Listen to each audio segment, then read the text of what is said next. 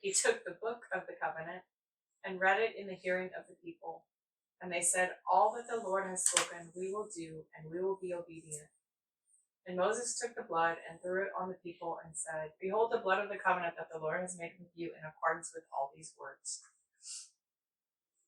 Then Moses and Aaron, Nadab and Abihu, and 70 of the elders of Israel went up, and they saw the God of Israel. There was under his feet, as it were, a pavement of sapphire stone, like the very heaven or clearness. And he did not lay his hand on the chief men of the people of Israel. They beheld God and ate and drank. This is the inauguration of the Sinai Covenant. It begins in chapter 19, and then the actual words of the covenant are chapters 20 to 23. And chapters 19 and 24 are kind of like bookends, a chiasm, with the inauguration or the ratification of the covenant in those two chapters. And these are the 8 primary elements of pretty much every divine covenant.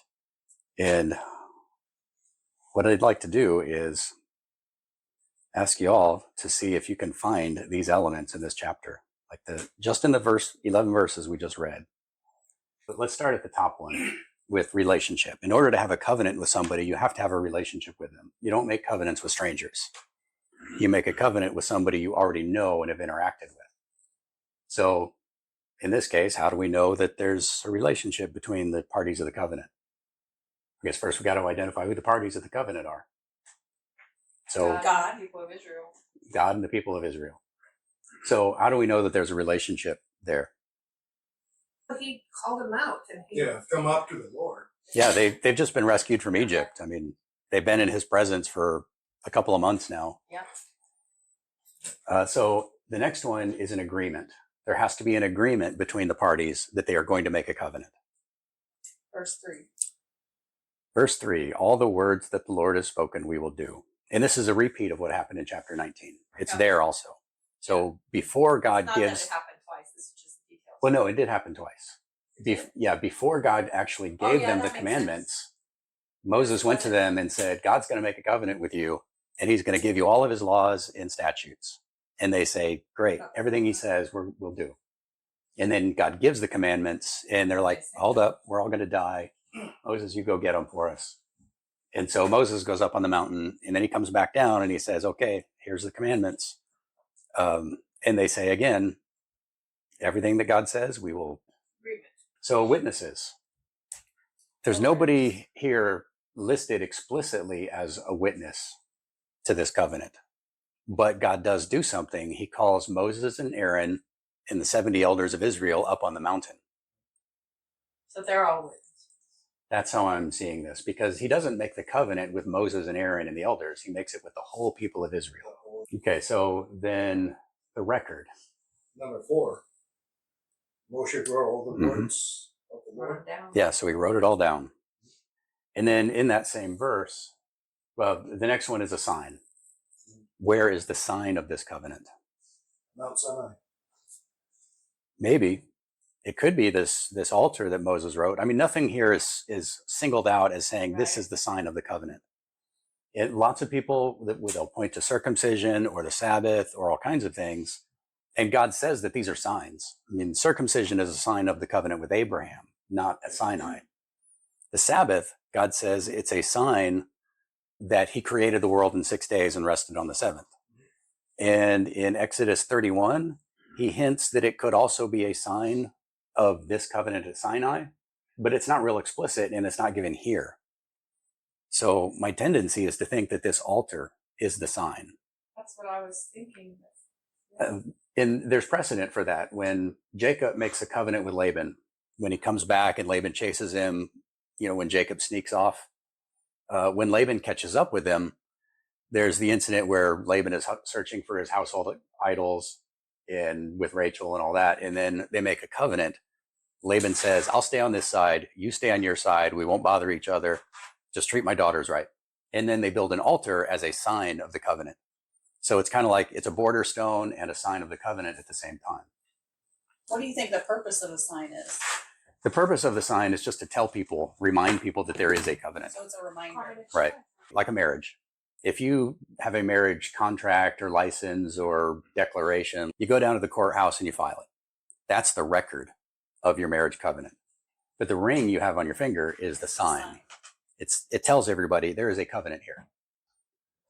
And so, I mean, even though it's not the same kind of covenant because nobody gets killed in the process, there's another possibility other than the altar, in that if you think about Sabbath, in Exodus 31, God says that the Sabbath is a sign that he created the earth for the whole world in 6 days and then rested on the seventh. Well, so you got 6 days of creation and God immediately rests. And that's the sign that he's the one who did this. And we keep the Sabbath to remember who is our God. Well, here, God gives this covenant, thunder and lightning from the mountain. And then the elders see into the throne room. And we've got this covenant meal with the God of the universe. And then he gives Moses instructions for building the tabernacle and the ark and the menorah and all of these things. And one of God's reasons for creating this covenant is so that he can dwell among his people. Now, he doesn't live in a tabernacle or a temple in the way that we think of it, but the tabernacle is what allows his presence to be among his people because it gives them a way to atone for uncleanness and sin. They can go to the tabernacle and resolve spiritual states of uncleanness. Doesn't forgive their sins in the same way that gives you eternal salvation. That's not what it's for. But it does allow you to resolve a state of spiritual or ritual uncleanness so that you can then be in God's presence. So it could be that the tabernacle is the sign that God is giving for this covenant, because he gives the covenant, makes it all, gives all the rules, and then he gives the tabernacle immediately after. But in that commentary that I was reading by Haig, he mentions that the mountain and the layers are like reflective of the tabernacle, so like the foot of the mountain is like where all the people gather, Mm-hmm. and then the middle part of the mountain where the representatives go is like Right. the holy place. I've read that before. And then where Moses And goes Holy is of Holies. the Holy of Holies. Holy of Yeah, that Holies. makes sense. That makes a lot of sense.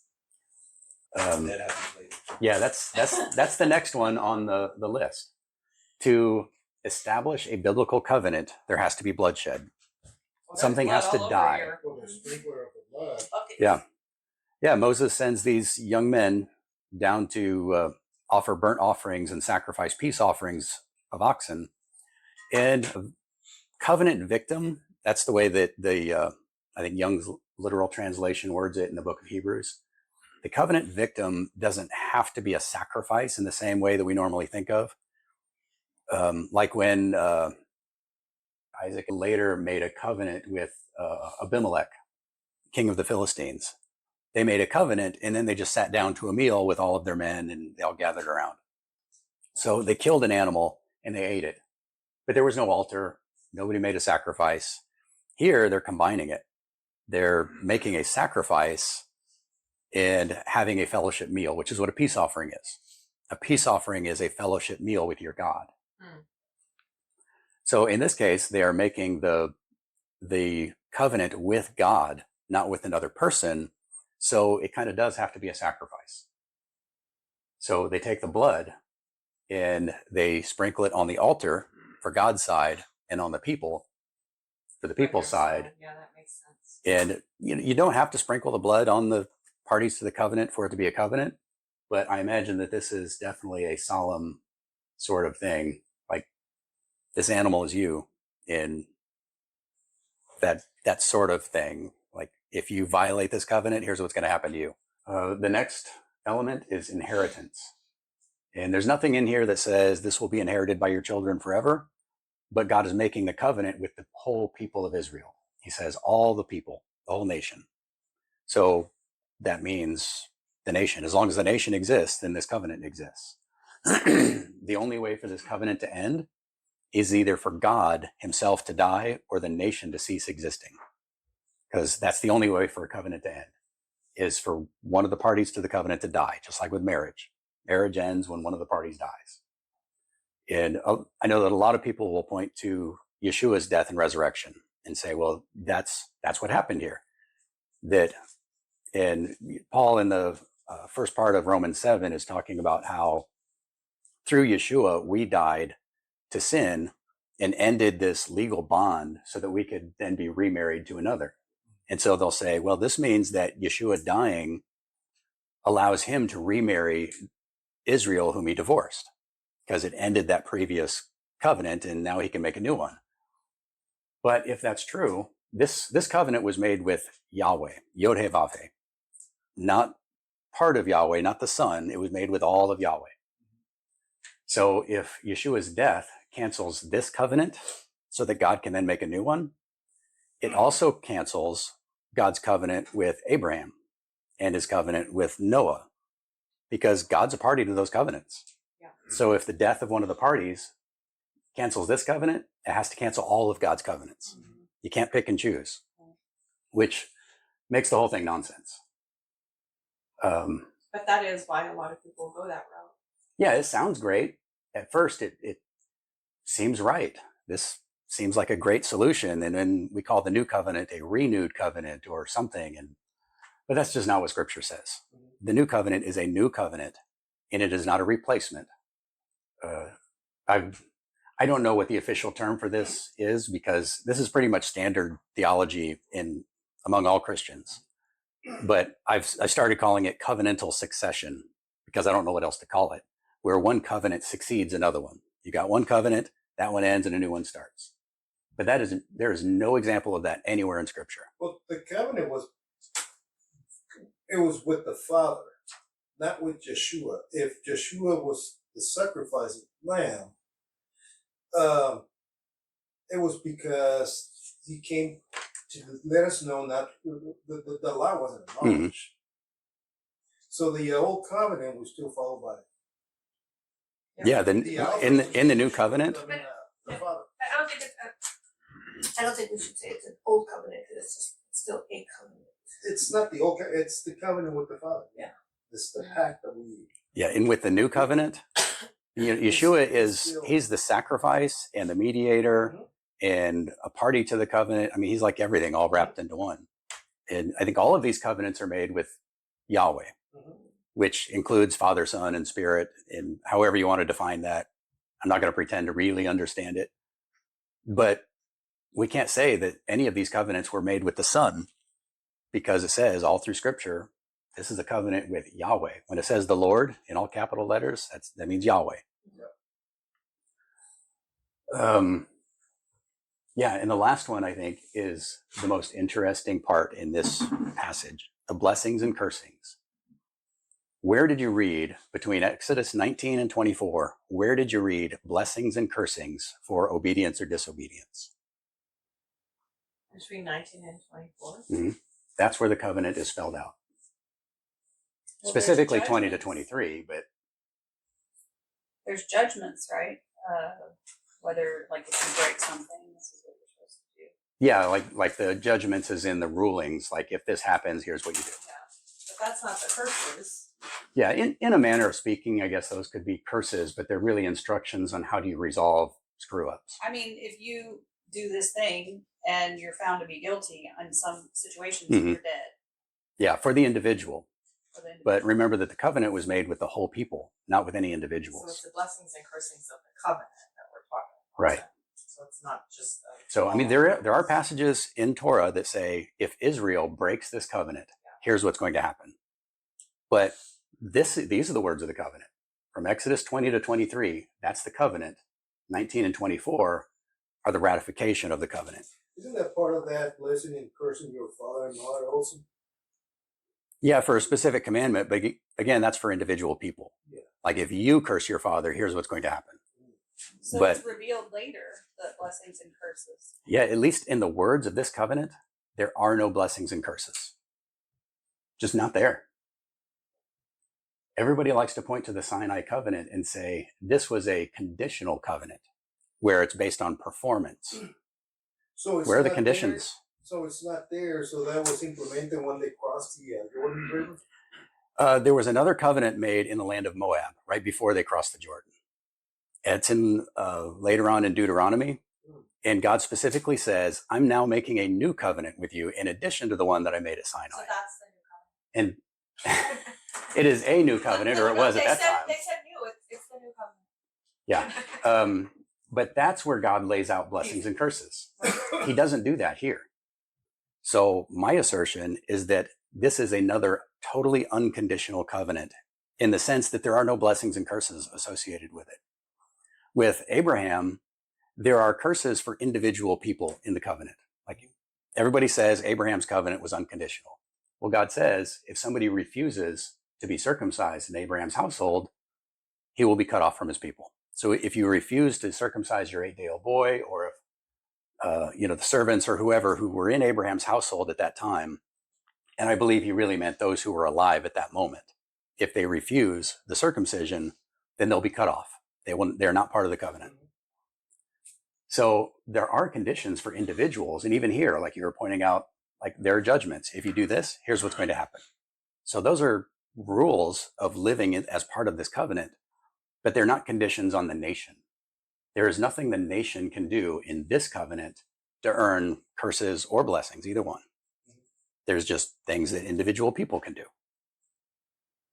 It's interesting because when you think about, like some of the other covenants that have conditions, it's really interesting because this one, the Sinai Covenant, being with God and Israel as a people, that's pretty significant because this is the one that carries forward throughout time, in the sense that that plays out in our lives as we know it, in a way that's significant to like God's promises being eternal and like his redemption of his people. And I realize the other covenants play into that, but really if you think about it, it's like that whole situation, him even like walking through the pieces kind of thing, it's like he's not putting conditions on this, which is kind of another indication that like he's the one. They obviously have to do what they've committed to do. Mm-hmm. They've sworn an oath to do it. Yeah, and there's always some kind of penalty some kind of ill effect or a curse that's going to come with violating your oath. Just right. Nothing made explicit. So is there a difference between what would be considered like a marriage covenant versus another type of covenant? Yeah, I think a marriage covenant is a lesser sort of covenant. Because I know that's one idea that is presented about at Sinai is more like a it's definitely, I think a marriage covenant is, like we talk about shadows and types and stuff. I think a marriage is a shadow of divine covenants. It doesn't rise to the same level, kind of like we are an image of God. Marriage is an image of these divine covenants. So with a marriage, the marriage can end with divorce. That legally ends the marriage. But that's not true with a divine covenant. Nothing, if something dies to establish the covenant, the only way to end it is for one of the parties to die. And that's not true with marriage. Marriage can end with a legal divorce. You give somebody a certificate of divorce, marriage is done. And also ends with death, of course, just like any other covenant. But so marriage has a lot of things in common with a covenant, but it's not quite the same. It's interesting too, though, because if one of the parties has to die, like if we look at where we are now in history, it's like Israel as a nation is not quite dead. Like some people would say Israel as a nation. I don't mean the nation state. You mean the genetic lineage? But just the genetic, the people themselves is not really dead. Like everybody's tried to kill them, but they're not dead. And many of them may not know their identity, their true identity, and they may not even be all obeying God's commandments and keeping his covenant. But neither God nor them is dead. Mm-hmm. Which is again kind of another sign that like the covenant is still in force, but God's the one who's preserved them. And that's one of the interesting things about it is like there's two parties to this covenant. God's not going to die because God can't die. And then there's Israel, and it's like, who's sustaining her? And it's God. He's the one who has kept her alive. Mm-hmm. Yeah, and I'm very uncomfortable like picking something and saying everybody's wrong about this. But there are a couple of things there that I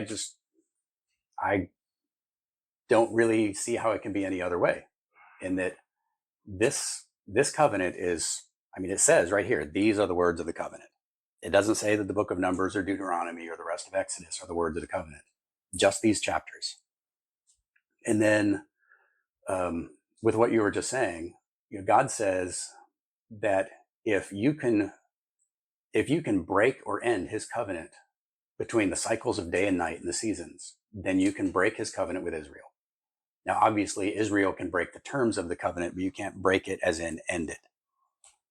And then in Matthew 24, when Yeshua is talking about, this great battle like no other battle has ever been, and all this terrible stuff is going to happen. And he says, this generation will not pass away until all of these things come to pass. Everybody's wants to say, well, does he mean the generation who's alive at that point, or the generation who's alive when all these things happen? What does he mean? Well, what if he just means the generation of Jacob? The generation of Israel will not pass away until all of these things happen, because God's got a covenant with them and they can't pass away. Yeah, so there's the big difference, and I think, I mean, it sounds like when you're saying this, I'm like, this is probably where people get tripped up, is that when they talk about keeping the covenant, like what Israel's responsible for is keeping the terms of the covenant. Mm-hmm. But I think people must obviously get confused about what that means, or that they don't understand like that it's keeping the terms. Like they just assume that like if they break the terms, then they break the covenant and the covenant is broken. The word conditional covenant, it really trips people up, because they interpret that to mean that the covenant itself ends if this condition occurs. Now, that's not what a conditional covenant is. Can you go back and explain, we know what the elements of the Right. covenant are, but this particular covenant, the covenant of Mount Sinai, what was the purpose of this covenant? I believe that this covenant is to establish a relationship between God and Israel, where God can dwell among his people. Like he can actually be there with them. That's what I think the purpose is. I mean, they're already God's people, Right. because he promised Abraham, he promised Jacob, he redeemed them from Egypt. But the covenant was originally with Abraham that he would create a people and bring them to the promised land, and so that they would inherit the land. So that part's guaranteed. But now he's got this people, and they are a mixed group. They're descendants of Jacob, plus a whole bunch of probably millions of non-descendants, all incorporated in this mixed multitude. And God is saying, okay, now this is the people that I meant, and I'm going to make a covenant with this people. So I guess I just wanted to get, for the younger generations, like how these covenants are playing a role, and how this covenant is still in play, like you just said, covenant between God and Abraham. I promise you, a multitude that you won't be able to count, a nation could come from you. And then you have all these other covenants, and then you have this one. And I like how you said it makes sense that this one is after he has brought them out, but they're not all full-blooded Hebrews. Yeah, they're all mixed, Mm-hmm. and some of them came when they saw God's hand as, I want to follow your God. So now it's like, these are the people. So they might not all be part of Abraham, but they're all part of Israel. Mm-hmm. And so he's making that covenant with anybody who wants to be Israel. Yeah, and what a covenant does is it formalizes an existing relationship. So, the people of all these people had come out of Egypt. They had all been redeemed by God. So they had this kind of informal relationship that was a little fuzzy, like, okay, you're God, we're the people you redeemed, but now what? Mm-hmm. And so God is now formalizing it. When he gives the 10 commandments, he's saying, you do not murder, you do not commit adultery, you do not steal, because he's saying, this is the relationship you're going to have with me. Now that you've come out of Egypt and you've left behind all your pagan gods, here's who we are. Is there a covenant after this one? Mm-hmm. There's still one? Oh yeah, there's a bunch more. There are more than 30 covenants recorded in the Bible. At least 12 of them were initiated by God, but they're not all with the nation of Israel. So there's a covenant with Adam, probably 2 covenants with Adam. There's a covenant with Noah, which is actually with all life on earth. So everybody who exists, every living thing is part of a covenant with God. And the sign is the rainbow. And the sign is a rainbow. And there is a covenant with Abraham. There is this covenant at Sinai.